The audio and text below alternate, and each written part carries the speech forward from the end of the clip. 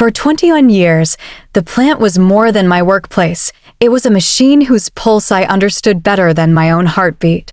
Every hiss of steam, every vibration in the concrete floor, every shift in temperature, nothing escaped my notice. I had joined in my late 20s, full of energy and respect for rules that protected lives. Over the years, I became the quiet guardian of a facility that handled volatile chemicals with the casual arrogance of a gambler counting on luck instead of safety. The first sign of change came when the former CEO retired and his replacement arrived, a man barely in his 40s who spoke like a motivational speaker and smiled like a salesman. He had no background in engineering, but he had a talent for impressive PowerPoint slides and bold phrases about disrupting outdated processes. The board adored him because he promised higher profits. He saw safety protocols as obstacles, and anyone who defended them became an enemy of his vision. That misunderstanding put me directly in his crosshairs. It didn't take long before his ideas began infecting the plant culture. Engineers I had trained for years suddenly behaved like they knew better. They skipped routine checks, calling them redundant. They laughed when I insisted on documenting readings. Once, during a meeting, a young supervisor mocked my notebook, saying digital dashboards replaced old-school paranoia. My experience was becoming a punchline. I swallowed my pride, knowing confidence didn't change pressure levels in a tank, and arrogance didn't prevent chemical reactions from turning lethal. Then came the cracks, literal ones. During a routine inspection, I noticed thin fractures along the main chemical storage tank. These weren't scratches from wear, they were stress marks, the kind that can grow under heat and pressure until the tank ruptures. I took photos, logged every measurement, and compared them to previous inspections. The evidence was clear. If nothing was done, the plant risked a catastrophic explosion. I didn't panic. I prepared a detailed report outlining solutions, timelines, and the cost of repairs. In my mind, the data spoke for itself. But when I presented my findings to management, silence didn't mean concern. It meant disbelief. The CEO skimmed the pages with the impatience of a man ordering lunch. He closed the folder and leaned forward, telling me safety fears were narratives created by people scared of change. He accused me of resisting progress and wasting time.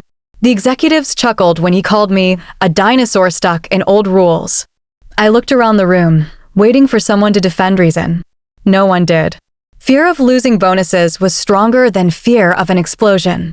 The rejection wasn't verbal only. They altered digital logs, removing pending maintenance requests. They pressured technicians to sign documents confirming structural integrity. The younger staff avoided me, afraid proximity to me would brand them as troublemakers. I realized the plant was no longer a workplace. It was a ticking clock, with every second pushing us closer to disaster. I tried again, emailing a revised warning. The HR department summoned me not to discuss it, but to discipline me for workplace negativity. On my last day, I stood near the tank, running my hand across those cracks one final time. The alarms were silent. The machines hummed as if nothing was wrong. To anyone else, the silence meant efficiency.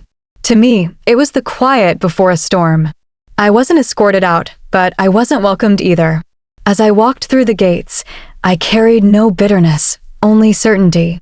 I knew what was coming, and I knew they would remember the man they mocked when consequences arrived. They didn't fire me because I was wrong. They fired me because I was right too early. The morning of my dismissal began like any other except for the silence. Normally, the plant buzzed with chatter and machines warming up, but that day felt tense, as if everyone knew something I didn't. I had barely set my coffee on my desk when two members of HR appeared at my door, their smiles tight and professional. One of them, a man who couldn't tell the difference between a weld and a valve, cleared his throat and asked me to follow him. His voice held the false softness people use when they've already decided your fate. They didn't take me to a meeting room. They took me straight to the CEO's office. He sat behind his polished desk, the same desk where my reports had been dismissed without a glance. He leaned back with the confidence of someone who believed consequences were for other people. He spoke about restructuring, modernization, and how my style of leadership no longer aligned with the company's vision. I asked what part of preventing an explosion was outdated. He didn't flinch. He simply nodded at the HR representative, signaling the conversation was over. The batch deactivation happened before the words even settled. My access card, once a symbol of trust, now blinked red when I tried to log into my terminal. Files I had maintained for years, inspection logs, hazard reports, maintenance schedules, vanished from my drive as if they had never existed. My email, a record of warnings no one wanted to read, disappeared. They didn't fire me to protect the company. They fired me to erase the evidence of their negligence. I gathered my personal belongings while employees I had worked beside for decades pretended not to see me. Some stared at their screens with the intensity of surgeons. Others shuffled papers pointlessly, focusing on anything but my presence. Their fear was palpable. They knew the truth. The plant depended on knowledge, not slogans. Yet the new leadership rewarded silence and punished expertise. Speaking to me, even offering a handshake, could cost them their jobs. Loyalty was replaced by self-preservation. As HR escorted me through the hallway, I caught sight of the newest addition to the company, a young consultant wearing designer glasses and holding a tablet like a trophy. He spoke loudly, as if volume could compensate for the absence of experience. His presentation slide read, "Safety reports equals old-fashioned obstacles to growth." He waved his hand dismissively at a diagram of the tanks, calling inspections paranoid habits from an industrial past. The executives laughed. They preferred optimism over accuracy, even if it came packaged in ignorance. The tanks continued running at full capacity. Production numbers climbed, and the CEO congratulated himself publicly on the company's new direction. He boasted about increasing profit margins by eliminating unnecessary procedures. In his mind, fewer safety checks equaled efficiency. The board applauded his bold leadership, failing to notice that boldness without knowledge is just recklessness in a suit. Meanwhile, the cracks I had documented grew larger. The combination of rising pressure and structural fatigue pushed them toward a threshold engineers should have recognized instantly if they had dared to look. But staring at a problem meant acknowledging responsibility, and responsibility was no longer fashionable within those walls. They relied on software dashboards instead of human expertise, believing digital numbers were incapable of lying. When I stepped outside for the final time, the air felt different. The sound of the plant rumbled behind me like a creature waiting to wake. I didn't feel anger or bitterness, just a slow, sinking certainty. I had spent 2 decades keeping danger at bay, but danger had finally found leaders willing to welcome it. They marched me out cleanly, as if removing contamination. What they didn't realize was that they hadn't eliminated the threat. They had removed the only person who understood it. 1 month after my dismissal, while the plant celebrated record production output, the system I once monitored like a heartbeat began to unravel. The night shift was always quieter, manned by fewer workers and led by supervisors who trusted dashboards more than instincts. At 2:17 a.m., a vibration rippled through the concrete floor, subtle at first, then violent enough to make toolboxes rattle and coffee cups tip over. No one understood what caused it, but the plant itself seemed to breathe in panic. The first sign something was wrong came from the chemical storage wing. Workers reported a strange, metallic scent in the air, a sharp, bitter smell that clung to their throats. Chemical leaks don't announce themselves politely, they whisper through the senses. One technician, a man who had once shadowed me during inspections, felt the hairs on his arms stand up. He remembered my warnings, but dismissed them as paranoia. Now he wished he had asked more questions. Inside the control room, the atmosphere shifted from boredom to dread. Screens that once displayed calm green lines began to spike into unfamiliar territory. Pressure gauges on Tank 4, the same tank I had begged them to repair, jumped beyond safe thresholds. The room buzzed with alarms that had been disabled or muted weeks earlier. Someone had reactivated them recently, but without proper calibration, the sound came out distorted and frantic, like a scream smothered under a pillow. Operators scrambled to interpret the chaos. They tapped screens, rebooted systems, and called technicians who didn't answer. The sensors were redlining, not because of software glitches, but because the tank was dangerously close to exceeding its structural capacity. The fractures I had discovered were now turning into pathways for explosive pressure. A rupture wasn't a risk anymore, it was a schedule. Panic spread faster than any chemical. One operator attempted to override the system manually, but the new consultant's efficiency upgrades had removed several emergency protocols. What I had built over decades, layers of fail-safes and logical shutdown procedures, had been dismantled in a handful of meetings by people who believed spreadsheets were smarter than experience. The operators weren't just unprepared, they were blindfolded. Supervisors tried calling the CEO, but he didn't pick up.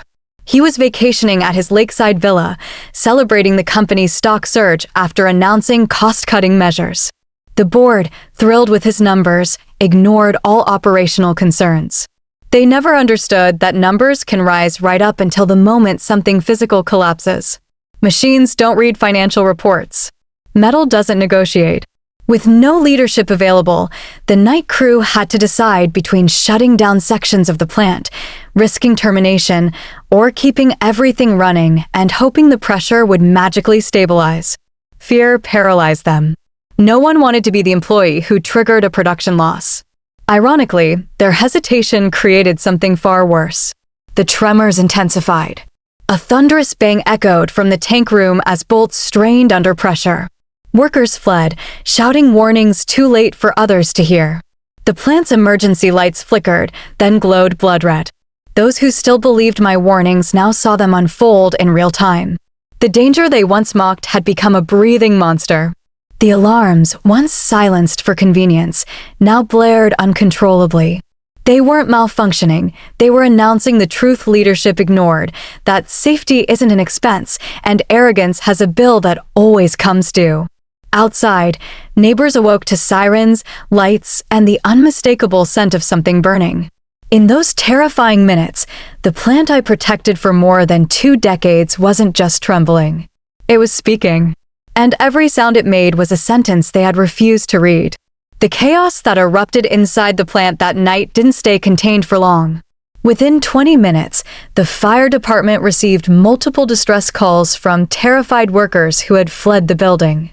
They reported tremors, pressure alarms, and a chemical smell thick enough to sting the eyes. Firefighters arrived expecting a minor containment job.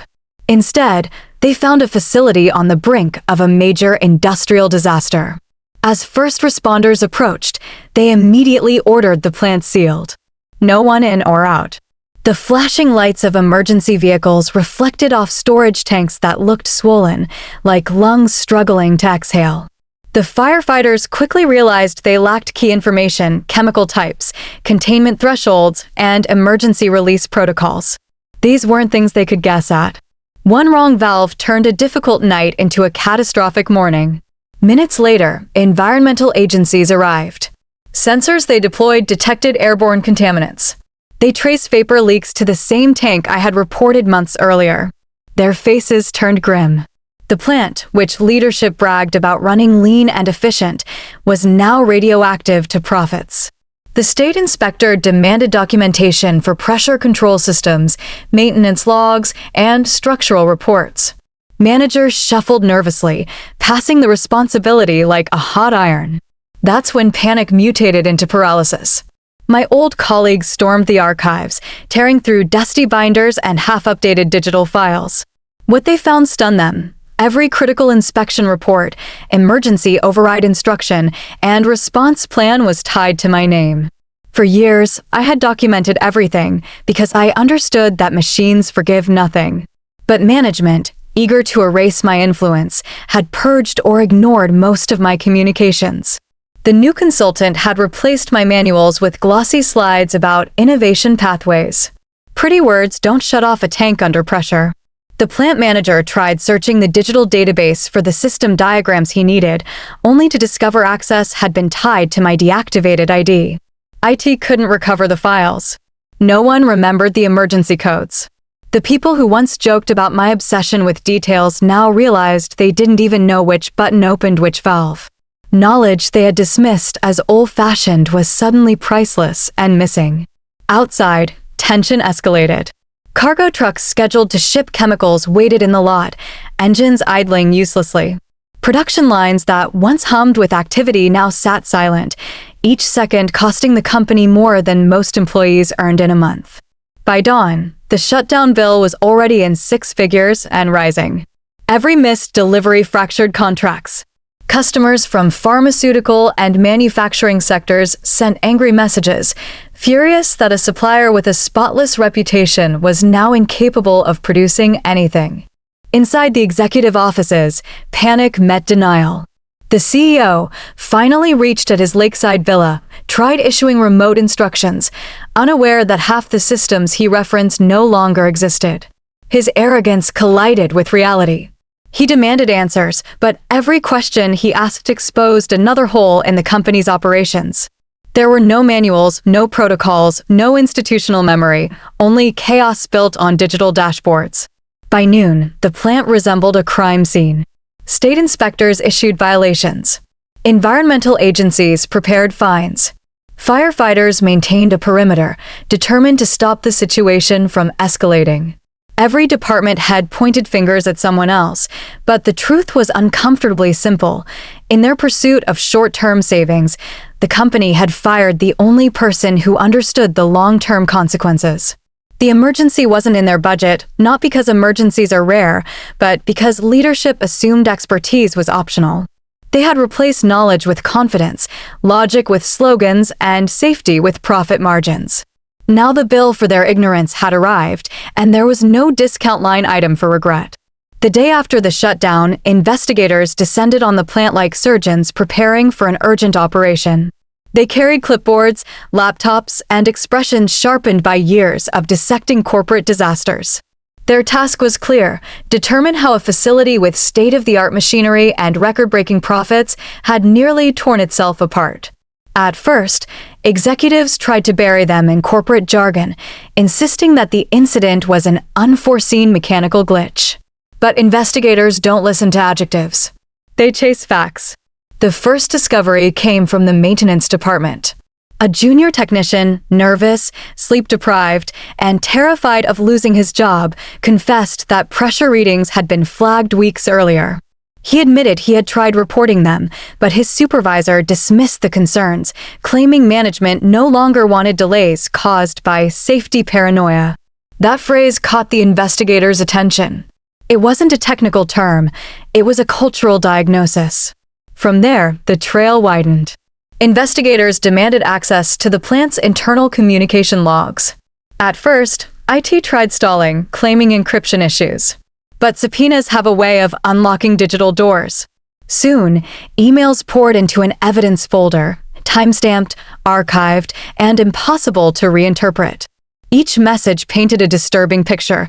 I had warned them not once, but repeatedly. My tone was never emotional. My reports contained photos of cracks, pressure anomalies, and documented risk factors. In every email, I recommended affordable repairs and shutdown procedures. And every single recommendation bore the same fate: rejected, declined, dismissed. Investigators noticed something else. Each rejection carried the same approving signature: the CEO's. His initials sat beneath sentences like "no need to halt production" and "safety concerns exaggerated to slow innovation." In meetings, he had called my actions dramatic. Now, the paper trail made him look negligent. The more the investigators dug, the clearer it became. The incident wasn't random. It was engineered by arrogance. Then came the turning point. One investigator found an internal memo dated 3 weeks before the tremor, celebrating reduced safety expenses as a win for efficiency. It listed my termination as part of a strategic initiative to eliminate legacy processes. That memo, circulated proudly among the upper ranks, would later become the noose tightening around leadership's necks. When the documents reached the state commission overseeing industrial compliance, they moved quickly. Their preliminary report didn't describe a technical failure. It described a leadership failure. The plant didn't malfunction. The people running it did. The findings were damning enough, but what happened next turned a corporate scandal into a national story. A journalist obtained leaked copies of the report and ran a headline that spread across every major platform: "Company fired veteran safety officer weeks before near-catastrophic failure." The story went viral within hours. Talk show hosts dissected it. Industry experts condemned it. Former employees anonymously confirmed details. What was once an internal embarrassment became a public reckoning. Customers canceled contracts. Competitors mocked the company's slogan, "Innovation without limits," now rebranded online as "Ignorance without breaks." The stock market responded like a judge delivering a sentence. Shares plummeted. Investors who once celebrated soaring quarterly reports now demanded explanations. Phone lines flooded with calls from board members who had never set foot on the plant floor but now wanted to know how millions of dollars evaporated in a single night.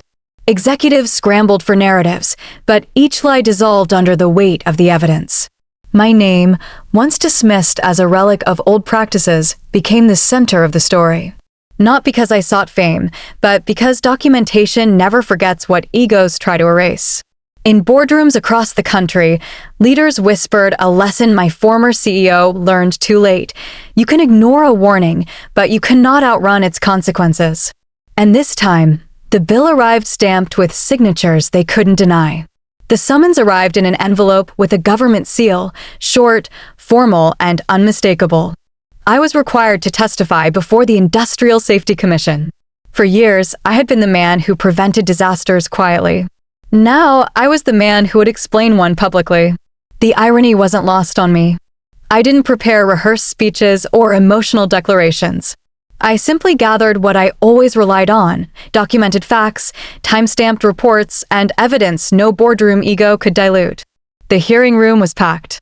Reporters filled the back rows, their cameras trained on the executives who once treated me like obsolete machinery.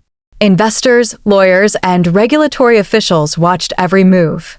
The CEO arrived late, his posture deflated, his usual confidence replaced by the rigid tension of someone who finally understood what accountability felt like. He avoided eye contact, something he had never done before. Arrogance doesn't walk well into rooms where truth sits at the front. When my name was called, I walked to the stand with no emotion other than clarity. The commission chair asked if I wished to make an opening statement. I declined. Statements are interpretations. Evidence is truth without decoration. He nodded, perhaps relieved that someone understood the difference. The questioning began gently, but the simplicity of the questions was the trap. Why were the alarms disabled?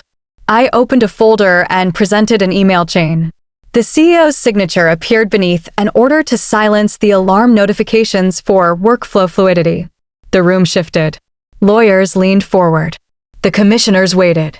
Facts do not raise their voices. They don't need to. Next question. Why were maintenance schedules altered without proper review? Another document.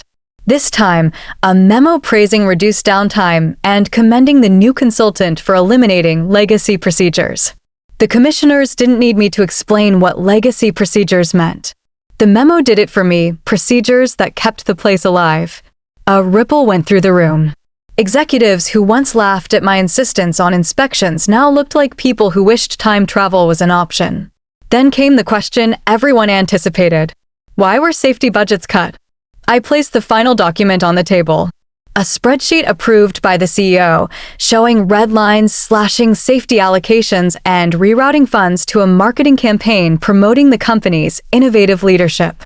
It was a perfect summary of their priorities: image over survival, narrative over numbers. The CEO tried to intervene. His voice cracked as he attempted to frame every decision as necessary modernization. He blamed outdated systems, overcautious perspectives, and an evolving business environment. But his excuses crumbled under the weight of timestamps, signatures, and the simple logic of cause and effect. One commissioner leaned back, arms crossed, and asked the most devastating question of all. If the warnings had been taken seriously, would the incident have occurred? Silence stretched through the room like a rope waiting to snap. I answered with one word, not out of spite, but out of accuracy. No, the CEO's jaw clenched. His attorney whispered frantically. Executives shifted in their seats, trying to distance themselves from decisions they once applauded. But evidence doesn't care about distance. It follows the source. I never raised my voice. I didn't accuse. I didn't gloat.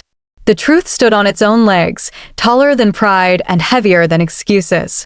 Each document was a mirror, and leadership was finally forced to look into one without distortion.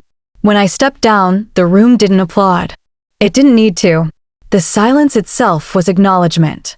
Everyone present understood something leadership refused to learn. Truth isn't loud. It simply waits for the moment when lies run out of breath. The commission's verdict arrived like a hammer strike, swift, uncompromising, and devastating. The plant was ordered to cease all operations immediately. No exceptions. No phase transition. No grace period. Every machine, conveyor, and valve was shut down under federal mandate.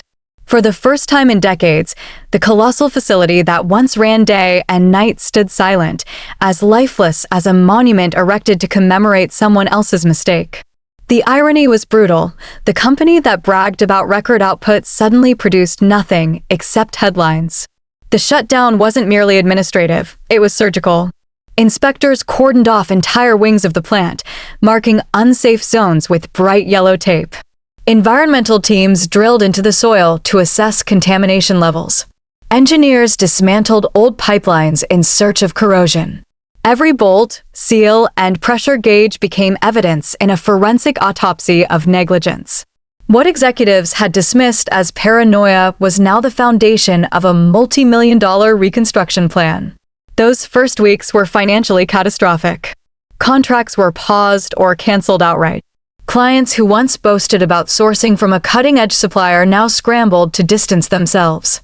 Competitors seized the opportunity, offering discounts and faster delivery times. One longtime partner withdrew a deal worth 8 figures, citing operational instability. The board, once dazzled by the CEO's optimism, now faced numbers they couldn't manipulate with confident speeches or stockholder slogans. Their empire didn't fall with a bang, it hemorrhaged quietly, invoice by invoice. Inside the company, panic metastasized into chaos. Departments blamed each other. Senior managers resigned preemptively, hoping to escape legal backlash. Younger employees realized their future had been anchored to leaders who knew everything about profits and nothing about safety. The brightest technicians and engineers, the ones who understood the machinery's personality, accepted offers elsewhere within days. Some left with no farewell, unwilling to be associated with a brand whose name had become synonymous with corporate blindness. Repair estimates ballooned with every inspection. Reinforcing infrastructure alone required months. Updating control systems meant rewriting code, retraining staff, and installing emergency redundancies that had existed before the consultant dismantled them. The new equipment cost more than the original repairs I had recommended, repairs leadership once deemed too expensive. Now, the company paid 10 times the amount just to return to where they had started. Efficiency, it seemed, had a hidden invoice. Meanwhile, the CEO, who once strode around the plant like a conqueror, began to crumble. He avoided interviews, skipped board meetings, and released a carefully worded memo announcing his resignation due to health reasons. The public wasn't fooled. No one resigns from a thriving empire, they flee collapsing ones. His illness wasn't medical, it was hubris. He had gambled with physics and lost. Machines don't negotiate with confidence, and pressure tanks don't care about profit projections. Rumors spread that he spent his days isolated in his villa, unable to sleep, haunted by a decision he believed would make him a visionary leader. He never anticipated that truth, once buried, returns with the persistence of gravity. Some former employees joked that his condition wasn't burnout, it was blowback. Nobody laughed long, though. They were too busy filling out unemployment forms. By the 9th month, the plant resembled a construction site rather than an industrial powerhouse. Heavy machinery dug trenches, crews welded reinforced steel, and supervisors followed safety plans that looked suspiciously like the ones I'd written years before. Every correction echoed a lesson ignored. Every invoice carried a reminder: shortcuts cost more than precautions. 14 months after the shutdown, regulators finally allowed operations to resume, under permanent monitoring. The company that tried to silence warnings now functioned under scrutiny it couldn't outtalk. And though machines roared back to life, the company's reputation never recovered. They had saved pennies by dismissing safety. They paid fortunes for their arrogance. Time has a curious way of validating what arrogance dismisses. After the shutdown, investigations, and public disgrace, I didn't return to the plant I once considered a second home.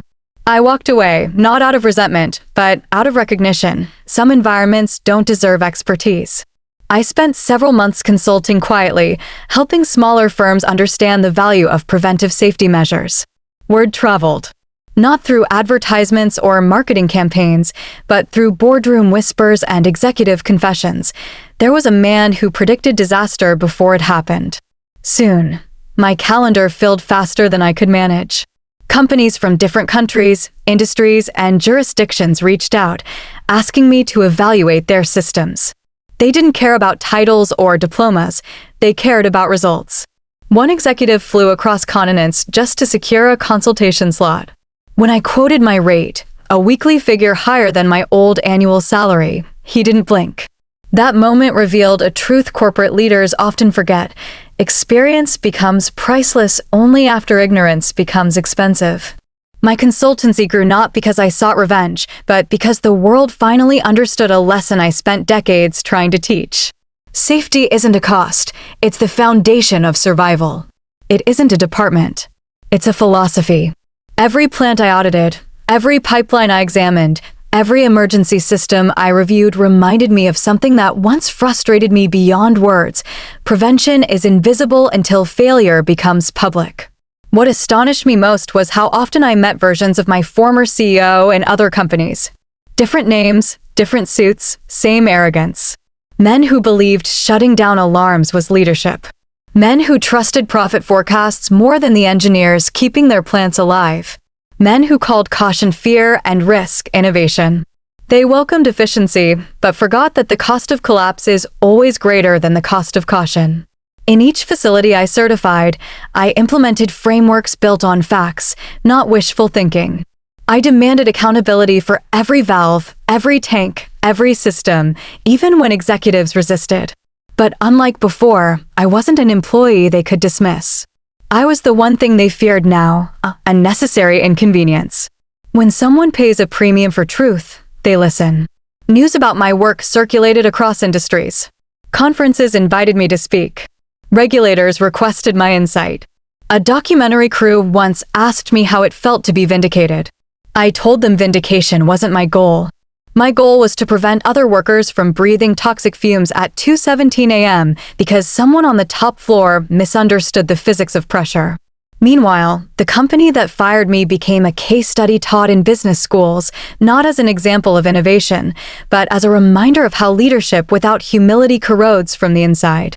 They reopened, yes, but they returned smaller, weaker, and burdened by oversight they could no longer charm away.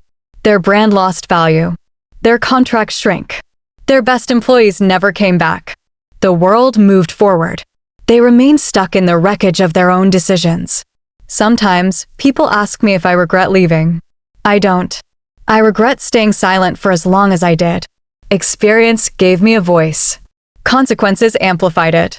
Today, when I walk into a plant, managers don't dismiss my warnings, they take notes. They ask questions. They understand that numbers on a stock report don't keep valves from exploding. Their mistake wasn't rejecting my report. That was merely the symptom. Their mistake was believing danger waits for permission to arrive. It never does. It simply waits for leaders foolish enough to ignore it. And when it speaks, everyone hears it, whether they're ready or not.